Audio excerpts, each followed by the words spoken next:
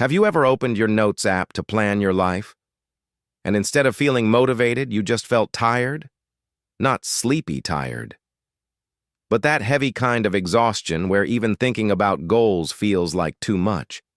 You want to improve, you want clarity, direction, but your mind feels foggy, overstimulated, and quietly resistant.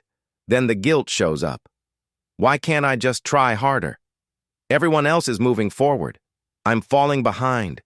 If that feels familiar, you're not broken. You're not lazy. You're human.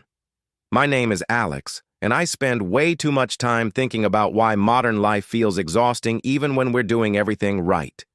If you feel mentally tired, overwhelmed, or stuck between wanting to grow and wanting to rest, you're in the right place. This space isn't about hype or hustle. It's about rebuilding quietly, without burning yourself out again. And if that feels helpful, you can subscribe. No pressure. Here's the thing most people don't talk about. After burnout, your brain stops responding to goals the same way. Not because you lost discipline, but because your nervous system is trying to protect you. Psychologists describe burnout as prolonged stress that pushes the brain into conservation mode.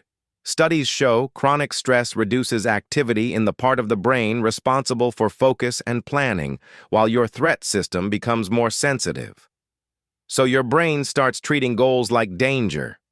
Deadlines feel overwhelming. Big plans feel unsafe. Even small tasks feel heavier than they should. Not because you don't care, but because your system remembers the cost. Most productivity advice assumes you still have energy. Wake up earlier. Push through. Be more disciplined. But when you're mentally depleted, pushing harder just drains you more. Burnout often isn't caused by having no goals.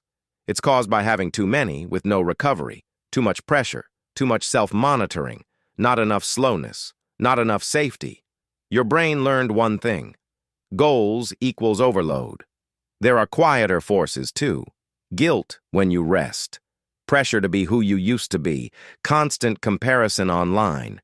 Fear that if you slow down, you'll never catch up. This part is uncomfortable, but important. A lot of exhaustion doesn't come from what you're doing. It comes from the invisible pressure you're carrying all day. That's why motivation stops working.